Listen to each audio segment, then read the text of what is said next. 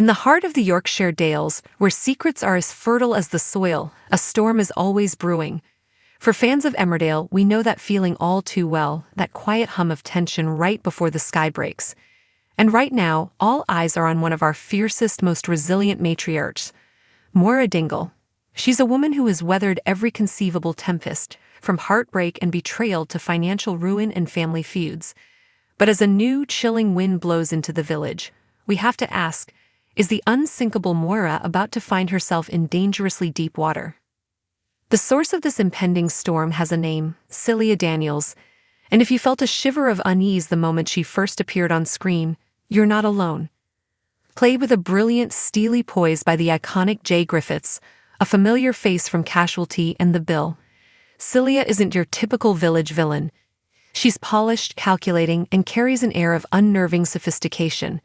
She arrived not with a bang, but with a quiet, venomous proposition that spoke volumes about her character. Let's rewind to that first encounter, a moment that set the stage for what felt like an inevitable war. Celia, observing Moira's struggles from afar, saw a wounded animal and decided to move in. As actress Natalie J. Robb, our beloved Moira, puts it, the initial meeting was laced with ice.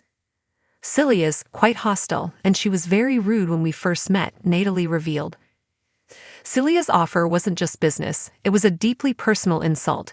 She looked at Moira's life's work, the mud, sweat, and tears poured into Butler's farm, and offered to rent it for, as Natalie says, literally next to nothing. Can you imagine the sting of that? For Moira, the farm isn't just land and buildings. It's her identity, her connection to her late husband John, the legacy she's fought tooth and nail to protect for her children.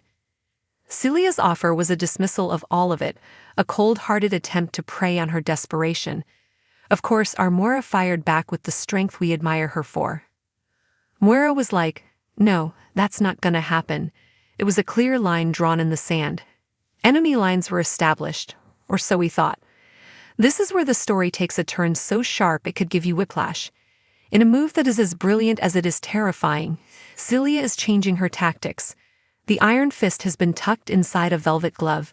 The open hostility is being replaced by a disarming smile and a friendly ear. But then Celia starts with a different approach. Natalie explains, she starts to befriend her and Moira actually quite likes her and themed. Let that sink in. Moira Dingle, a woman whose intuition is usually razor-sharp, a woman who has been betrayed by friends and family alike, is starting to warm to the very person who tried to dismantle her life. Why? Perhaps it's a testament to Celia's cunning, or perhaps it speaks to the profound loneliness and pressure Moira is currently under. With the Dingle clan fracturing around her following a shocking accidental assault, Moira is more isolated than ever. Is it possible that in this moment of vulnerability, Celia's outstretched hand, however suspicious, feels like a lifeline? We've all been there, that moment of weakness where we trust someone we probably shouldn't, hoping for the best. For Moira, the stakes are just infinitely higher. This is where the real dread begins to creep in. The big flashing question that hangs over every one of their scenes is whether this is all part of a much larger, more sinister game.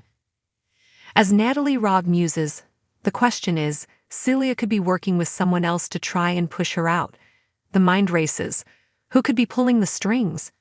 The ever-scheming Kim Tate. A bitter, forgotten rival from Moira's past. The possibilities are endless and deliciously dramatic. But here's the most intriguing twist in this tangled web. There's a hint that Celia's master plan might not be as foolproof as she thinks. The second part of Natalie's thought is crucial, but it's whether Celia will stick with that. Could the unthinkable be happening?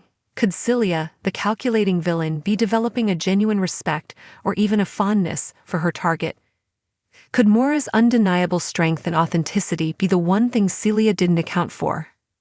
A crisis of conscience in a character like Celia would be a fascinating development, proving that even the hardest hearts in Emmerdale can have a flicker of humanity. It makes her less of a caricature and more of a complex, unpredictable threat. And as Moira's portrayer warns, Celia is a force to be reckoned with. She's someone Moira doesn't want to be reckoned with. She's not somebody you would go against. Jay Griffiths herself has fanned the flames of speculation, promising that while her character might calm down from her fiery start, she is absolutely not to be trusted. She is such a strange, complex woman. There is more to come. It is so much fun, the actor teased. Jay points to the subtle but powerful clues in her character's presentation. Celia wears farm clothes, but there is not a scrap of mud on her. She is immaculate. This small detail speaks volumes. She wants to own the farming world, but she refuses to be a part of it, to get her hands dirty. She is an outsider, a conqueror. And then there's the cravat. Jay tantalizingly adds, "She wears a cravat and there is a reason for that. What could it be hiding? Is it a symbol of a past life of wealth and status she's trying to reclaim? Is it concealing a scar, a physical reminder of a trauma that forged her into the formidable woman she is today?" This single piece of neckwear holds the key to a backstory we are desperate to uncover. As this strange and unsettling friendship blossoms against the backdrop of Dingle family chaos, Moira stands at a precipice. She is emotionally raw, fighting battles on multiple fronts, and potentially welcoming a viper into her home. Will her famous inner strength and survival instincts kick in before it's too late, or is her loneliness blinding her to the truth that's hiding in plain sight? This storyline is shaping up to be a masterclass in psychological tension. It's a slow-burn thriller about manipulation, vulnerability, and the terrifying possibility that the greatest danger doesn't always announce itself with a roar, but with a comforting whisper. Is Celia Daniels Moira's ultimate downfall, or could she, in the most shocking twist of all, become an unlikely ally? One thing is absolutely certain: the fate of Butler's farm has never felt more precarious, and you will not want to miss a single heart-stopping moment.